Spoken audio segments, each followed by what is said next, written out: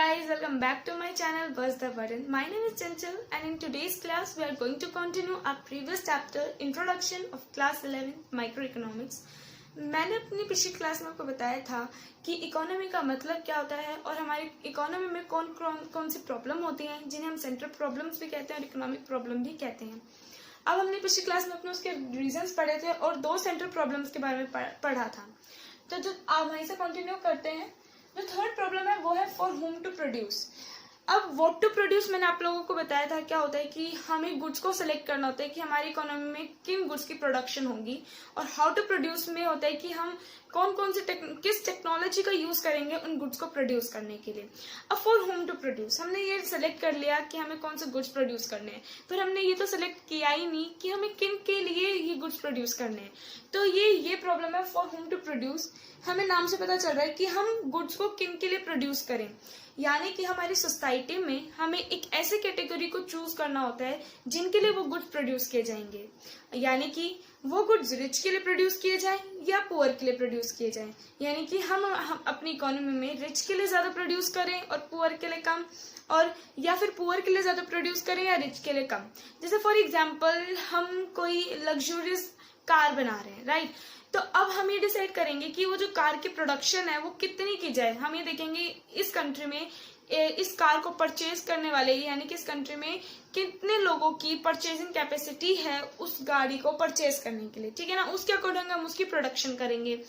अब मान लो कि एक बहुत ही पुअर कंट्री है, वहाँ का जो नेशनल इनकम है लोगों की वो इतनी वेलबींग नहीं है, इतनी अच्छी नहीं है, और हम वहाँ पे कोई ऐसी लग्जूरियस कार लाते हैं जैसे जो 50 लाख 1 करोड़ 20 करोड़ की हो, राइट। तो क्या होगा कि वहां पे जो हमारी जो वहां पे जो लोग होंगे वो इतना ज्यादा उसको परचेज नहीं करेंगे और वो वहां पे हमें इतना प्रॉफिट नहीं मिल पाएगा, राइट। तो हमें डिसाइड करना होता है कि कौन से गुड्स का हम किस कैटेगरी के लिए हम गुड्स को प्रोड्यूस करें। So this is basically the problem which involves selection of category of people who will ultimately consume the goods, that whether to produce goods for more poor and less poor, less rich or more rich or less poor। यानी कि ये क्या है, selection of category है, right. Selection of category यानी कि rich के लिए ज्यादा प्रोड्यूस किया जाए और पुअर के लिए कम, या फिर पुअर के लिए ज्यादा प्रोड्यूस किया जाए और रिच के लिए कम किया जाए, ठीक है ना। आगे देखते हैं, goods are produce for those people who have the paying capacity। जैसे मैंने भी आपको बताया कि गुड्स उनके लिए ही प्रोड्यूस किए जाते हैं जिनकी पेइंग कैपेसिटी होती है उस गुड को परचेज करने की। जैसे मान लो कि अभी जैसे मैंने कुछ भी एग्जांपल ले लेते हैं, जैसे हैंडीक्राफ्ट का एग्जांपल लेते हैं। हैंडीक्राफ्ट जो होता है, जो हैंडीक्राफ्ट गुड्स होते हैं वो बहुत ही ज्यादा एक्सपेंसिव होते हैं, तो वो सिर्फ वो लोग खरीदते हैं जिनकी उसको पेइंग कैपेसिटी होती है और उसके अकॉर्डिंग ही प्रोडक्शन की जाती है ना। अगर मान लो कि हम प्रोडक्शन तो कर ले बहुत ज्यादा और उसको कोई परचेज ना करे, तो अल्टीमेटली क्या होगा कि आपको लॉस ही होगा, प्रॉफिट तो पता नहीं लेकिन उससे लॉस आपको ज्यादा होगा, ठीक है ना। तो ये बहुत ध्यान रखा जाता है कि पेइंग कैपेसिटी को देखकर हमें डिसाइड करते हैं कि किसके लिए गुड्स को प्रोड्यूस किया जाए। अब पेइंग कैपेसिटी का मतलब क्या होता है, देखो नाम से पता चल रहा है, पेइंग यानी कि पे करने की, कैपेसिटी एबिलिटी यानी कि आप जो चीज खरीद रहे हो उसको जब आप परचेज कर रहे हो उसके लिए आपकी कैपेबिलिटी क्या है, उसकी आपकी एबिलिटी क्या है कि आप उसको क्या खरीद सकते हो या नहीं खरीद सकते। जैसे एक बैगर होता है, एक बैगर जो है वो मैकडी का अगर आप बर्गर लेने जाओ तो उसको वो बहुत ज्यादा एक्सपेंसिव लगेगा, लेकिन अगर कोई एक पर्सन है जैसे मान लो जिसकी इनकम 80,000 है, 80,000 क्या 15,000 भी है, उसको वो क्या लगेगा, वो बहुत चीप लगेगा, उसको ज्यादा एक्सपेंसिव वो नहीं लगेगा, तो उसके लिए वो क्या होगा, वो खरीदना उसके लिए ज्यादा सिंपल होगा। तो डिपेंड करता है कि पेइंग कैपेसिटी क्या है वहां के लोगों की, उसके अकॉर्डिंग गुड्स की प्रोडक्शन की जाती है, ठीक है ना। तो the capacity of people to pay for goods depend upon the level of income. जैसे मैंने एग्जांपल दिया दोनों की इनकम को देख के, यानी कि लेवल ऑफ इनकम पे डिपेंड करेगा कि उस पर्सन की पेइंग कैपेसिटी क्या होगी, ठीक है ना। This problem is concern with distribution of income among the factors of production. अब देखो सब कुछ डिपेंड किस पे कर रहा है, सब कुछ डिपेंड कर रहा है लेवल ऑफ इनकम पे, क्योंकि इनकम ही डिसाइड करेगी कि वो पर्सन जो है वो क्या चीज परचेज करेगा।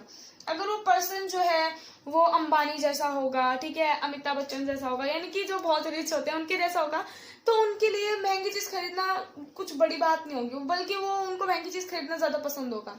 लेकिन अगर कोई पर्सन है जो बहुत ज्यादा पुअर है, या फिर उसका जो कोई मान लो कोई भी ए गुड है, उसको खरीदने की उसके अंदर इतनी पेइंग कैपेसिटी नहीं है, तो वो उस गुड को खरीदते हुए ना 100 बार सोचेगा, ठीक है ना।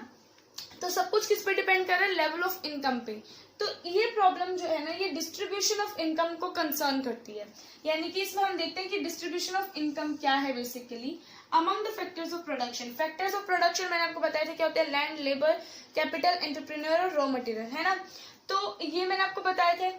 तो फैक्टर्स ऑफ प्रोडक्शन जो हो गए, इनके बीच में जो इनकम का डिस्ट्रीब्यूशन है उसको कौन कंसर्न करता है, ये central problem for whom to produce. अब यहाँ पे हम दो मेजर हेड्स पढ़ेंगे, यानी कि दो तरीके की डिस्ट्रीब्यूशन पढ़ेंगे। एक होती है पर्सनल डिस्ट्रीब्यूशन और एक होती है फंक्शनल डिस्ट्रीब्यूशन। पहले इसकी डेफिनेशन पढ़ लेते हैं। It means personal distribution, it means how national income of an economy is distributed among different group of people। इसका मतलब है कि किस तरह से हमारी इकोनॉमी में जो अलग अलग तरीके के लोग रह रहे हैं, जो अलग अलग सर्विस प्रोवाइड कर रहे हैं, उनमें जो नेशनल इनकम है हमारी कंट्री की वो किस तरह से बटी हुई है बेसिकली, ठीक है ना। ये क्या होता है, पर्सनल डिस्ट्रीब्यूशन होता है। सेकेंड है functional distribution. It includes decision regarding share of different factors of production in the total national product of the country। National product का मतलब और नेशनल इनकम का मतलब क्या होता है वो मैं थोड़ा सा आपको बता देती हूँ, मतलब जिससे आपको क्लियर हो जाए। इतना ज्यादा आपको नेशनल इनकम के अंदर डीप जाने की जरूरत नहीं है, वो आप 12th क्लास में इसके बारे में पढ़ोगे, ठीक है। तो नेशनल इनकम का मतलब होता है कि कंट्री में जितने भी इंडिविजुअल्स रह रहे हैं उनकी इनकम, सिर्फ अभी आप इतना समझो, ठीक है। और नेशनल प्रोडक्ट का मतलब क्या होता है कि हमारी कंट्री में जो चीज प्रोड्यूस की जा रही है वो है हमारी नेशनल प्रोडक्ट, ठीक है ना। ओके तो यानी कि it include decision regarding share of different factors of production in the total national product. यानी कि हमारी कंट्री में जो सब कुछ प्रोड्यूस हो रहा है उसमें इन डिफरेंट ये जो अलग अलग फैक्टर्स ऑफ प्रोडक्शन है उनका शेयर कितना रहा है, वो क्या होता है, वो होता है फंक्शनल डिस्ट्रीब्यूशन, ठीक है ना। ये अब आगे देखते हैं गाइडिंग प्रिंसिपल। यानी कि हमने इसका पहले तो डेफिनेशन देखी क्या होती है, फिर उसमें हमने 2 लाइन में इसको एक्सप्लेन कर दिया, फिर उसके बाद हम इसका गाइडिंग प्रिंसिपल देखते हैं। गाइडिंग प्रिंसिपल क्या है इसका, it ensures that urgent wants of each productive factor are fulfilled to the maximum possible extent। यानी कि ये देखता है कि जो हमारे हर एक प्रोडक्टिव फैक्टर है हमारे लिए, प्रोडक्टिव यानी कि जो प्रोडक्शन में हेल्प करता है वो फैक्टर, हर एक प्रोडक्टिव फैक्टर जो है उसकी अर्जेंट वांट्स, अर्जेंट नीड्स क्या हो, फुलफिल हो to the maximum possible extent. यानी कि जहां तक हम उसकी वांट को फुलफिल कर सकते हैं, सेटिस्फाई कर सकते हैं, वहां तक हम कोशिश करते हैं, इकोनॉमी कोशिश करती है कि वो फुलफिल करे अर्जेंट नीड्स जो है। वही रीजन मैंने जो रीजन बताया था सेंट्रल प्रॉब्लम का आपको कि स्केर्सिटी है रिसोर्सेज की, दूसरा अनलिमिटेड ह्यूमन वांट्स है और अल्टरनेटिव यूजेस है। ये तीनों के तीनों क्या है, इसके रीजंस है कि ये प्रॉब्लम्स क्यों अराइज करती हैं। यानी कि तीनों सेंट्रल प्रॉब्लम में आपको बेसिकली सबसे पहले आप लिखोगे डेफिनेशन, फिर 2 लाइन में एक्सप्लेनेशन जिसमें आप एग्जाम्पल दे देना, फिर थर्ड आपका गाइडिंग प्रिंसिपल हो जाएगा और फोर्थ आपका रीजन हो जाएगा कि ये सेंट्रल प्रॉब्लम्स होती किस वजह से हैं। अब आगे चलते हैं पॉजिटिव इकोनॉमिक्स और नॉर्मेटिव इकोनॉमिक्स के बारे में बात करते हैं। तो बात करते हैं पॉजिटिव इकोनॉमिक्स और नॉर्मेटिव इकोनॉमिक्स के बारे में। अब पॉजिटिव नॉर्मेटिव का मतलब क्या है, पॉजिटिव इकोनॉमिक्स क्या होता है, नॉर्मेटिव इकोनॉमिक्स क्या होता है, ये आपने पहली बार सुना होगा। पॉजिटिव इकोनॉमिक्स का मतलब होता है कि हमारी कंट्री में जो इकोनॉमिक प्रॉब्लम्स हैं, जैसे जो भी बहुत सारी प्रॉब्लम्स जैसे पॉवर्टी हो गया, अनएम्प्लॉयमेंट हो गया, ठीक है, इलिटरेसी हो गया, इन सब प्रॉब्लम्स को किस तरह से सॉल्व किया जाता है और ये प्रॉब्लम्स होती क्या है। यानी कि it deals with what is, जहां पे भी आपको आ जाए ना इज, वो होता है, वो इंक्लूड होगा पॉजिटिव इकोनॉमिक्स में। And how the economic problem are actually solve, यानी कि इनको किस तरह से सॉल्व किया जाता है। इसका मैं एग्जांपल देती हूँ, जैसे हम बोलते हैं India is an over populated country, तो यहाँ पे इंडिया इज आ गया, तो यानी कि ये क्या होगा, ये होगा पॉजिटिव इकोनॉमिक्स, ठीक है ना। अगर हम बोलते हैं India should control its population, तो हम क्या बोलेंगे, वो नॉर्मेटिव है, क्योंकि वहां क्या आ जाएगा, वो शुड आ जाएगा। यानी कि जहां हम बात करते हैं ऐसा होना चाहिए या ऐसा इस तरह से इस चीज को सॉल्व करना चाहिए, जहाँ चाहिए की बात आ जाती है वो होती है नॉर्मेटिव इकोनॉमिक्स। यानी कि जहाँ पे व्हाट इज आ जाता है, हाउ इज आ जाता है, वो होता है पॉजिटिव इकोनॉमिक्स। नॉर्मेटिव इकोनॉमिक्स क्या होता है, व्हाट ऑट टू बी, क्या इकोनॉमिक प्रॉब्लम होनी चाहिए, यानी कि किन चीजों को हमें इकोनॉमिक प्रॉब्लम में इंक्लूड करना चाहिए और किस तरह से इकोनॉमिक प्रॉब्लम्स को सॉल्व करना चाहिए। यानी कि यहाँ सारी बात आ जाती है चाहिए की। यहाँ पे जो प्रेजेंट चीज है यानी कि जो फैक्ट्स है उनको यहाँ नहीं कंसिडर किया जाता है। जैसे मैंने अभी आपको एग्जांपल दिया था, India should control its population, ठीक है, इट्स ग्रोइंग पॉपुलेशन।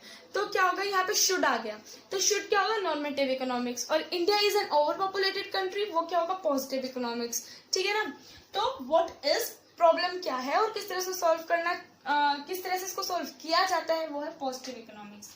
अब ये पहला हो गया इसका मीनिंग। अगर मान लो आपको पेपर में इन दोनों के बीच में डिफरेंस लिखने के लिए आ जाता है, तो आपको सिर्फ ये लिखने की जरूरत है, उससे ज्यादा कुछ भी लिखने की जरूरत नहीं है। जो मैं साथ साथ लिखवाती हूँ इसको नोट डाउन कर लिया करो।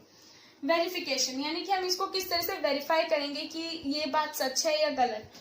It can be verified with actual data, इसको हम एक्चुअल डेटा से वेरीफाई कर सकते हैं। यानी कि मान लो हमने कोई भी स्टेटमेंट बोली, तो हम पॉजिटिव इकोनॉमिक्स, अगर वो पॉजिटिव इकोनॉमिक्स की कोई स्टेटमेंट है तो हम उसको एक्चुअल डेटा से वेरीफाई कर सकते हैं। जैसे अगर मैं बोलूं कि India is the most populated country in the world, यानी कि इंडिया जो है वो सबसे ज्यादा पॉपुलेटेड कंट्री है वर्ल्ड में, पहले नंबर पे, ठीक है ना। तो इसको मैं एक्चुअल डेटा से वेरीफाई कर सकती हूँ। मैं देख सकती हूँ कि ऐसी कौन सी कंट्री है जो फर्स्ट नंबर पे आती है ओवर पॉपुलेटेड कंट्रीज में, और वो कौन सी है, चाइना। अब जैसे मैंने बोला India is the most populated country in the world, ठीक है, तो आप लोग क्या बोलोगे, नहीं ये गलत है, क्योंकि चाइना सबसे ओवर पॉपुलेटेड कंट्री है। कैसे बोला आपने, फैक्ट्स के साथ बोला, ठीक है। तो आपने इसको क्या किया, आपने इसको एक्चुअल डेटा के साथ वेरीफाई किया। तो पॉजिटिव इकोनॉमिक्स की जो स्टेटमेंट होंगी, ठीक है ना, वो उनको हम क्या कर सकते हैं, वेरीफाई कर सकते हैं एक्चुअल डेटा के साथ। फैक्ट्स, वो फैक्ट्स बेस्ड होती हैं बेसिकली। अब it can not be verified with actual data, इसको हम एक्चुअल डेटा के साथ वेरीफाई नहीं कर सकते हैं। जैसे कि अगर मैंने बोला alcohol is injurious for health, अब आप बोलोगे कि या ये तो हमें पता है कि देखो पॉजिटिव इकोनॉमिक्स में आ जाएगी कि alcohol is injurious for health, ये पॉजिटिव इकोनॉमिक्स है क्योंकि यहाँ पे आ गया इज। अब मैं बोलूँ कि अल्कोहल शुड बी बैंड, अब यहाँ पे मैंने बोला शुड बी, तो यहाँ पे आप इसको एक्चुअल डेटा के साथ वेरीफाई नहीं कर सकते हो, क्योंकि कुछ लोग अभी यहाँ कहेंगे कि नहीं इसको बैन नहीं करना चाहिए, कुछ लोग कहेंगे कि करना चाहिए। तो आप इसको इसके लिए कोई स्पेसिफिकेशन नहीं है कि भाई एक्चुअल डेटा के साथ हम इसको वेरीफाई कर सकते हैं। इसको हम एक्चुअल डेटा के साथ वेरीफाई नहीं कर सकते हैं नॉर्मेटिव इकोनॉमिक्स को। It aims to mean real description of an economic problem, यानी कि इकोनॉमिक एक्टिविटी, इसका जो मेन एम होता है, जो मेन पर्पस होता है, वो क्या होता है, कंट्री का रियल डिस्क्रिप्शन देना। रियल डिस्क्रिप्शन यानी कि वो कंट्री जो भी हम बात कर रहे हैं वो उस कंट्री में ये चीज प्रिवेल करती है, जैसे हम अपने आप को डिस्क्राइब करते हैं। हम जैसे अपने आपको बताते हैं कि भाई हम ऐसे हैं, हम ये करते हैं, हमें ये चीज अच्छी लगती है, यानी कि हम अपने आप को डिस्क्राइब कर रहे हैं, हम अपना डिस्क्रिप्शन दे रहे हैं एक तरह से। तो ये भी हम एक कंट्री का रियल डिस्क्रिप्शन देती है, इकोनॉमी का रियल डिस्क्रिप्शन प्रोवाइड करती है पॉजिटिव इकोनॉमिक्स। जबकि नॉर्मेटिव इकोनॉमिक्स आइडियल्स पे बेस्ड होती है। आइडियल्स मतलब प्रिंसिपल्स पे, यानी कि बातों पे बेस्ड होती है कि जैसे ये करना चाहिए, ये हमें नहीं करना चाहिए, इन सब चीजों पे बेस्ड होती है। और ये इसका मेन एम क्या होता है, टू डिटरमाइन द आइडियल्स, ठीक है ना, मॉरल वैल्यूज एक तरीके से। It is positive economics. It is based upon facts and does not suggestive. ये facts पे based होती है, इसलिए suggestive नहीं होती है। Suggestive मतलब जैसे आपसे कोई suggestion मांगता है ना कि ये चीज होनी चाहिए नहीं होनी चाहिए, तो ये suggestive नहीं होती, क्योंकि यहाँ पे should, ought to be, ये सब बातें नहीं हो रही, तो ये suggestive तो नहीं होती। लेकिन ये suggestive होती है, ये suggestive होती है मतलब जैसे मैंने बोला अल्कोहल शुड बी बैंड, तो यहाँ पे आप अपनी सजेशंस दे सकते हो कि अल्कोहल बैन करनी चाहिए या नहीं करनी चाहिए। ठीक है ना। आप कुछ लोग बोलेंगे कि भाई अल्कोहल जो है वो जीडीपी में उसका जीडीपी में बहुत ज्यादा कंट्रीब्यूशन होता है, क्योंकि हमारे कंट्री में बहुत सारे, हमारे कंट्री में क्या ऑल ओवर वर्ल्ड जो है बहुत सारे लोग ऐसे हैं जो मतलब अल्कोहल कंज्यूम करते हैं, ठीक है ना। तो आप लोग बोलोगे कि इसलिए बैन नहीं होना चाहिए, ठीक है, इससे क्योंकि इकोनॉमी पे बहुत ज्यादा असर पड़ेगा, जीडीपी पे बहुत ज्यादा असर पड़ेगा। लेकिन कुछ लोग कहते हैं कि नहीं, ये बैन होना चाहिए। सबसे पहले होती है लोगों की हेल्थ और उसके बाद होती है जीडीपी, इकोनॉमी, सब कुछ। तो कुछ लोग बोलेंगे कि नहीं ये बैन होनी चाहिए, कुछ बोलेंगे नहीं होनी चाहिए। तो यानी कि यहाँ पे सजेशंस आ जाती हैं, और जहाँ सजेशंस आ जाती हैं वो सजेस्टिव हो जाता है। तो नॉर्मेटिव इकोनॉमिक्स क्या होता है, वो सजेस्टिव होता है, ठीक है ना। तो अब ये सजेस्टिव हो गया। अब वैल्यू जजमेंट बात करते हैं। वैल्यू जजमेंट का मतलब होता है कि आप वहां इंस्ट्रक्शंस दे रहे हो, आप एक जजमेंट दे रहे हो। पॉजिटिव इकोनॉमिक्स में क्या होता है कि it does not give any value judgement, that it is neutral between ends. यानी कि यहाँ कोई आपको वैल्यू जजमेंट पास नहीं करनी होती है, या फिर यहाँ पे कोई वैल्यू जजमेंट पास नहीं होती है। जैसे कि मैंने आपको एक एग्जांपल दिया है, prices in Indian economy is constantly rising. तो आप ये तो हमें पता चल गया, आपने कंपेयर कर लिया, आप कंपेयर करोगे एक्चुअल डेटा के साथ कि ये सही बात है या नहीं, तो आप उसके बेसिस पे, क्योंकि यहाँ पे इस आगे तो इनकी क्या है, पॉजिटिव इकोनॉमिक्स है। अब बात करते हैं वैल्यू जजमेंट की। वैल्यू जजमेंट जैसे अब मैंने ये स्टेटमेंट तो दे दी, लेकिन इसमें मैं कोई जजमेंट पास नहीं कर सकती, क्योंकि ये हम यहाँ पे हमसे सजेशंस नहीं मांगी जा रही, तो मैं यहाँ पे अपनी जजमेंट पास नहीं करूंगी। लेकिन ये क्या होता है, ये वैल्यू जजमेंट होती है। सजेस्टिव और वैल्यू जजमेंट है ना, वो सिमिलर पॉइंट्स हैं एक तरीके से। यहाँ पे हम अपनी जजमेंट दे सकते हैं और यहाँ पे हम अपनी जजमेंट नहीं दे सकते हैं। जैसे India should take steps to control rising prices. अब मैं यहाँ पे इंस्ट्रक्शंस दे सकती हूँ कि हाँ इंडिया को ऐसा करना चाहिए, नहीं करना चाहिए, इसके रिगार्डिंग मैं आपको जजमेंट दे सकती हूँ। तो ये किसमें इंक्लूड होगा, ये नॉर्मेटिव में इंक्लूड होगा, ठीक है। इसमें ज्यादा तो क्वेश्चन आते नहीं, आपसे सिर्फ ये पूछ लेंगे कि ये स्टेटमेंट बताओ नॉर्मेटिव है या पॉजिटिव है। और देखो इकोनॉमिक्स में सबसे पहला रूल है कि जब आपको ट्रू फॉल्स आता है, या तो आपको सिर्फ ट्रू या फॉल्स नहीं लिखना होता है स्टेटमेंट में, आपको साथ में उसका रीजन भी देना होता है। ऐसा नहीं होता कि ट्रू लिख दिया, अगर स्टेटमेंट ट्रू है तो आपको हाफ मार्क्स मिल जाएगा, नहीं, आपको 0 मिलेगा। आपको इकोनॉमिक्स में रीजन जरूर देना होता है, ठीक है ना। जैसे अगर मैं ये बोल दूं कि India should take steps to control rising prices, तो यहाँ पे क्या होगी, ये नॉर्मेटिव इकोनॉमिक्स होगी। क्यों? क्योंकि यहाँ पे हम अपनी सजेशंस दे सकते हैं, इसलिए ये क्या है, नॉर्मेटिव इकोनॉमिक्स है, राइट। एक और चीज, पॉजिटिव इकोनॉमिक्स का मतलब ये नहीं होता कि वो स्टेटमेंट हमेशा ट्रू ही होगी। पॉजिटिव इकोनॉमिक्स जो पॉजिटिव स्टेटमेंट होती है वो ट्रू भी हो सकती है और वो फॉल्स भी हो सकती है। जैसे मैंने आपको अभी एग्जांपल दिया था कि इंडिया, अगर मैं बोलूँ कि इंडिया सबसे पॉपुलर कंट्री है, तो आप क्या बोलोगे कि नहीं, वो पॉपुलर कंट्री नहीं है। तो यहाँ पे ट्रू और फॉल्स दोनों की बात आ जाती है। तो पॉजिटिव इकोनॉमिक्स ट्रू भी हो सकती है, फॉल्स भी हो सकती है, ठीक है ना। अब बात करते हैं माइक्रो और मैक्रो के डिफरेंस के बारे में। तो अब बात करते हैं माइक्रो इकोनॉमिक्स और मैक्रो इकोनॉमिक्स। उससे पहले देखो, माइक्रो इकोनॉमिक्स के जो फादर है वो है एडम स्मिथ। एडम स्मिथ को माइक्रो इकोनॉमिक्स के फादर के नाम से जाना जाता है, ठीक है। अब क्या हुआ कि इकोनॉमिक थ्योरी को ना 2 पार्ट्स में डिवाइड कर दिया गया, एक है माइक्रो और एक है मैक्रो। देखो इसके दोनों के नाम से ना आपको थोड़ा सा आइडिया हो रहा होगा कि माइक्रो मतलब छोटा और मैक्रो मतलब बड़ा।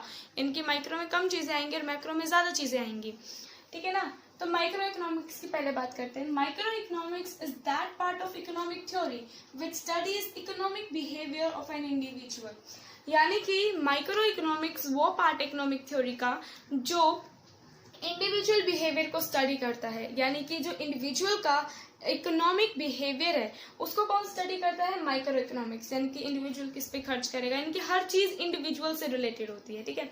इंडिविजुअल की इनकम क्या है, इंडिविजुअल्स की सेविंग्स क्या है, सब कुछ इंडिविजुअल के बारे में होगा। मैक्रो में क्या होगा, it studies economy as a whole, यानी कि ये पूरी इकोनॉमी को स्टडी करेगा। अब इस इकोनॉमी में सारे के सारे इंडिविजुअल्स इंक्लूडेड होंगे, ठीक है। यानी कि ग्रुप होगा इंडिविजुअल्स का, वो क्या होगा, इकोनॉमी में इंक्लूडेड होगा। तो मैक्रो क्या करता है, मैक्रो पूरी इकोनॉमी को एज अ होल स्टडी करता है, ठीक है ना। Studies economy as a whole, और यहाँ पे इंडिविजुअल के इकोनॉमिक बिहेवियर को स्टडी किया जाता है। ये जो मैं बोलती हूँ, ये जो लिखा हुआ है वो आप सब नोट डाउन कर लिया करो, मैं बार बार बोलती हूँ आप लोगों को। अब जो माइक्रो इकोनॉमिक्स के जो मोस्ट इंपॉर्टेंट टूल्स हैं, बेसिक टूल्स हैं, वो डिमांड एंड सप्लाई। और मैक्रो के जो बेसिक और या बोलो मोस्ट इम्पोर्टेंट जो टूल्स हैं वो क्या है, aggregate demand and aggregate supply. Demand and supply के बारे में आप आगे पढ़ोगे, मैं एग्रीगेट डिमांड एग्रीगेट सप्लाई बता देती हूँ जो आपके क्लास 12th में है, तो मैं थोड़ा सा आपको सिर्फ इसकी डेफिनेशन दे देती हूँ। एग्रीगेट डिमांड का मतलब होता है कि इंडिविजुअल जितनी भी इंडिविजुअल डिमांड्स होती हैं उनका सम टोटल करोगे तो एग्रीगेट डिमांड आ जाएगी। एग्रीगेट सप्लाई यानी इकोनॉमी में जितनी भी सप्लाई है उनका सम टोटल कर दो तो एग्रीगेट सप्लाई आ जाएगी। ठीक है, ये इसकी कंप्लीट डेफिनेशन नहीं है, सिर्फ आपको थोड़ा एक आइडिया हो जाए इसलिए मैंने ये बताया। ठीक है ना। अब इसके बेसिक ऑब्जेक्टिव्स क्या हैं? इसका बेसिक ऑब्जेक्टिव जो है वो ये है कि it aims to determine the price of commodity और price of factor of production, यानी कि कमोडिटी में गुड्स और सर्विसेज दोनों इंक्लूडेड होते हैं। ये क्या करता है, ये इसका जो मेन मकसद होता है वो प्राइस को डिटरमाइन करना होता है, यानी कि कम्युनिटी के प्राइस को या फैक्टर्स ऑफ प्रोडक्शन के प्राइस को, जैसे कि लैंड को कितना रेंट दिया जाएगा, ठीक है, लेबर को कितने वेजेस दिए जाएंगे, कैपिटल को कितना इंटरेस्ट, एंटरप्रेन्योर को कितना प्रॉफिट दिया जाएगा। ठीक है, ये किसमें होता है, माइक्रो इकोनॉमिक्स में। मैक्रो में क्या होता है, it aims to determine the income and employment level of economy. Income level जो है इकोनॉमी का या एम्प्लॉयमेंट लेवल जो है उसको कौन डिटरमाइन करता है, वो है मैक्रो इकोनॉमिक्स, जो इन दोनों को डिटरमाइन करती है। या इनकम क्या है, नेशनल इनकम। ठीक है, इसका जो दूसरा नाम है, ये जो अभी हमने इससे पहले पॉइंट किया बेसिक ऑब्जेक्टिव, उसी कारण से इसको प्राइस थ्योरी के नाम से जाना जाता है, माइक्रो इकोनॉमिक्स को, और मैक्रो को इनकम एंड एम्प्लॉयमेंट थ्योरी के नाम से भी जाना जाता है, इनकम एंड एम्प्लॉयमेंट थ्योरी के नाम से जाना जाता है। ठीक है ना। अब देखो माइक्रो जो है वो छोटी सी चीज है, यानी कि माइक्रो जो है वो इतना सा बैग है और जो मैक्रो है वो इतना बैग है। अब इसमें ज्यादा चीजें आएंगी क्या, इसमें आएंगी, इसमें आएंगी ज्यादा, तो इसमें क्या है, लिमिटेड डिग्री ऑफ एग्रीगेशन है, यानी कि इसमें कम चीजें आती हैं, इसमें हम जो सम है वो कम करते हैं, एग्रीगेशन मतलब सम टोटल। ठीक है ना, तो इसमें क्या है, लिमिटेड डिग्री ऑफ एग्रीगेशन है। और मैक्रो में क्या है, उसमें हाईएस्ट डिग्री ऑफ एग्रीगेशन, क्योंकि इसमें पूरी इकोनॉमी की बात की जाती है, इकोनॉमी में हर चीज इंक्लूड हो जाती है, इसलिए तो ये क्या है, इसमें सब कुछ आ जाता है। ये जो है ये एक अर्थ है। ठीक है ना, माइक्रो क्या है, वो अर्थ है, और मैक्रो क्या है, वो पूरा यूनिवर्स है, पूरी गैलेक्सी है। ठीक है, यहाँ से समझ जाना। तो limited degree of aggregation in micro, highest degree of aggregation in macro. अब इसके बेसिक एग्जप्शंस हैं। माइक्रो में क्या होता है, मैक्रो के जितने भी वेरिएबल्स या जितने भी एलिमेंट्स होते हैं वो सब यहाँ पे कांस्टेंट होते हैं माइक्रो में, और माइक्रो के जितने भी एलिमेंट्स वेरिएबल्स होते हैं वो मैक्रो में क्या होते हैं, वो सारे के सारे कांस्टेंट होते हैं। जैसे कि माइक्रो का एक एग्जांपल लेते हैं तो इंडिविजुअल इनकम, यहाँ पे इंडिविजुअल इनकम क्या होगी, वो कांस्टेंट होगी। माइक्रो में क्या होगा, मैक्रो का एक एग्जांपल ले लेते हैं जैसे नेशनल इनकम, तो नेशनल इनकम माइक्रो में कांस्टेंट रहेगी, यानी कि मैक्रो के जितने भी वेरिएबल्स हैं वो माइक्रो में कांस्टेंट है, और माइक्रो के जितने भी वेरिएबल्स हैं वो मैक्रो में कांस्टेंट है। कंफ्यूजिंग नहीं है, समझ में आ गया, मैंने समझा दिया है। अब बात करते हैं कि मैक्रो ज्यादा इंपॉर्टेंट है या माइक्रो ज्यादा इंपॉर्टेंट है। अब आप में से कुछ लोग कहोगे कि मैक्रो ज्यादा इंपॉर्टेंट है क्योंकि इसमें तो सब कुछ इंक्लूडेड है। देखते हैं कि आप लोग सही हो या गलत। ठीक है, तो मतलब ऐसे आप लोग सही होते हैं, लेकिन कई जगह तो हर कोई गलत हो ही जाता है। तो माइक्रो और मैक्रो एक दूसरे पे इंटरडिपेंडेंट है। क्या माइक्रो और मैक्रो इंटरडिपेंडेंट है, मतलब दोनों इक्वल है?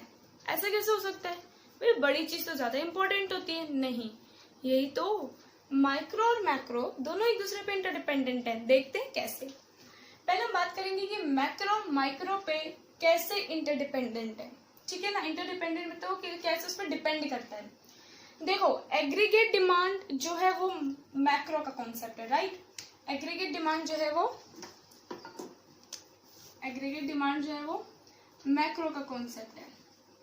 अब मैंने बताया था एग्रीगेट डिमांड क्या होता है, एक इकोनॉमी में जितने भी इंडिविजुअल्स हैं उनकी डिमांड का जो सम टोटल होता है वो क्या होता है, वो एग्रीगेट डिमांड होता है। इंडिविजुअल डिमांड ये क्या है, ये माइक्रो का कॉन्सेप्ट है। तो यानी कि जब तक इंडिविजुअल डिमांड नहीं होगी क्या इकोनॉमी में एग्रीगेट डिमांड निकाली जा सकती है? नहीं। तो माइक्रो पे डिपेंड करता है मैक्रो जो है वो माइक्रो पे डिपेंड करता है। इसी तरह से नेशनल इनकम क्या होता है, is nothing but the sum total of individual income in an economy. National income का मतलब है इकोनॉमी में जितने भी इंडिविजुअल्स रह रहे हैं उनका जो तो जो उन सबकी जो इनकम है उन सबको टोटल करके जो आ जाती है वो हमारे पास क्या जाती है, नेशनल इनकम। यानी कि national income is nothing but the sum total of individual income in an economy. तो नेशनल इनकम मैंने बताया था किसका कॉन्सेप्ट है, मैक्रो का कॉन्सेप्ट है, मैक्रो का। और इंडिविजुअल इनकम जो है वो किसका कॉन्सेप्ट है, वो है माइक्रो का कॉन्सेप्ट। तो यानी कि जब तक इंडिविजुअल इनकम नहीं होगी तो क्या नेशनल इनकम को हम कैलकुलेट कर सकते हैं, नहीं कर सकते। यानी कि छोटी छोटी चीजों से ही बड़ी चीज बनती है। बोलते हैं ना कि हम 0 से स्टार्ट करते हैं, जब हम जाके 100 तक पहुंचते हैं, राइट। तो माइक्रो जो है वो मैक्रो के लिए इम्पोर्टेंट है। तो मैक्रो जो है वो माइक्रो पे डिपेंड करता है, ठीक है ना।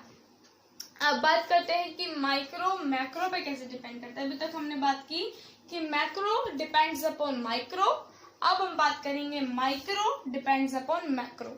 माइक्रो कैसे मैक्रो पे डिपेंड है।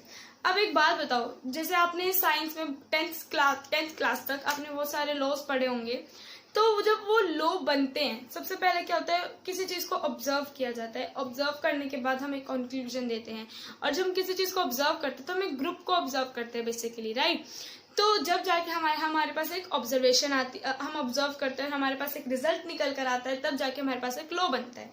यही चीज होती है इकोनॉमिक्स में भी। हम क्या करते हैं, एक ग्रुप को स्टडी करते हैं, उसके बाद हम क्या निकालते हैं, लॉ ऑफ डिमांड। यानी कि हम एक ग्रुप के बिहेवियर को स्टडी करते हैं, एनालाइज करते हैं, ऑब्जर्व करते हैं, जो भी कहो। फिर उसके बाद हमारे पास क्या निकल के आता है, law of demand. Law of demand ये कहता है कि जो प्राइस है और जो क्वांटिटी है एक कमोडिटी की, वो उनके बीच में एक इनवर्स रिलेशनशिप है। यानी कि अगर किसी कमोडिटी का प्राइस हाई हो जाता है तो उसकी डिमांड कम हो जाती है, और अगर किसी कमोडिटी का प्राइस कम हो जाता है उसकी डिमांड हाई हो जाती है। ये है लॉ ऑफ डिमांड, जो आप डिमांड चैप्टर में पढ़ोगे। तो law of demand came into existence from the analysis of the behavior of group of people। और एक ग्रुप ऑफ पीपल क्या है, ये मैक्रो का कॉन्सेप्ट है, मैक्रो, क्योंकि ये एग्रीगेट आ गया, राइट। लॉ ऑफ डिमांड ये क्या है, माइक्रो का कॉन्सेप्ट। तो micro depends upon macro, right. इसका सेकेंड एग्जाम्पल या हम सेकेंड पॉइंट देखें तो वो क्या कहता है कि price of a commodity is influenced by the general price level prevailing in the economy. मान लो कि अपनी इकोनॉमी में राइस है, उनके राइस के प्राइसेस अभी बढ़ गए हैं, तो हम अगर मान लो कि एक लेवल होना चाहिए, जो प्राइसेस होने चाहिए राइस के, उससे ज्यादा हाई हो गया प्राइसेस, तो हम क्या करेंगे, उसके कमोडिटी के प्राइस को फिक्स करेंगे। तो यानी कि हमारी कंट्री में जो एक जनरल प्राइस लेवल होता है इकोनॉमी में, उसके अकॉर्डिंग हम एक कमोडिटी के प्राइस को क्या करते हैं, डिफाइन करते हैं। अभी प्राइस ऑफ अ कमोडिटी क्या है, माइक्रो का कॉन्सेप्ट है, और general price level in the economy वो क्या है, वो मैक्रो का कॉन्सेप्ट है, ठीक है ना। ये क्या है, मैक्रो का कॉन्सेप्ट है। तो माइक्रो डिपेंड्स अपॉन मैक्रो। अब एक छोटा सा टॉपिक रह गया है, अब पहले बता देना कि आपको समझ में आ गया है नहीं। तो अब इसके बाद हम बात करते हैं अपॉर्चुनिटी कॉस्ट की। ये बहुत छोटा सा टॉपिक है, 2 मिनट का टॉपिक है, ठीक है। तो शुरू करते हैं। तो अब देखते हैं अपॉर्चुनिटी कॉस्ट क्या है। It refers to the cost of next best alternative forgone. It is also known as economic cost. समझ से नहीं आया ये डेफिनेशन पढ़ के, तो देखते हैं, इसलिए तो मैं हूँ इजी करने के लिए। देखो क्या है, ये कॉस्ट है किसकी, नेक्स्ट बेस्ट, यानी कि अगला जो सबसे बेस्ट ऑप्शन है, ऑल्टरनेटिव ऑप्शन, फॉरगोन जो हमने छोड़ दिया। इसका मतलब है कि जो आपके पास ऑप्शंस थे उनमें से एक ऑप्शन आपने ऑप्ट कर लिया, उसके बाद जो सबसे बेस्ट ऑप्शन आपके पास था उसे हम कहते हैं अपॉर्चुनिटी कॉस्ट। फॉर एग्जाम्पल, जैसे कि आपको जॉब प्रोवाइड की जा रही है, 3 तरह की, आपको 3 जॉब है, ठीक है। एक है आपकी प्रोफेसर की जॉब, इज इट विजिबल?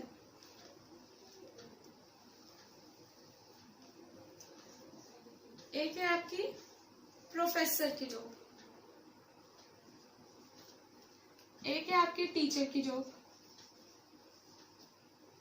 या सेम सेम हो जाएगा ना।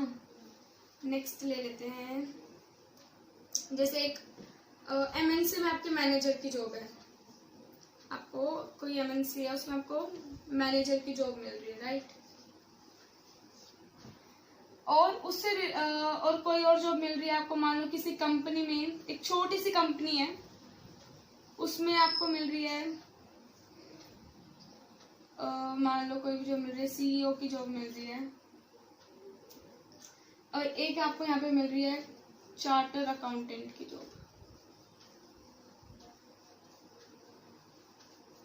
ठीक है ना, या यहाँ पे आपको एक बैंकर की जॉब मिल रही है।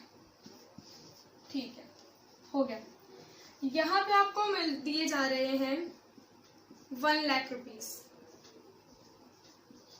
ठीक है, यहाँ आपको दिए जा रहे हैं 1 लाख रुपीज, यहाँ आपको दिए जा रहे हैं 60,000 और यहाँ आपको दिए जा रहे हैं 80,000 रुपीज।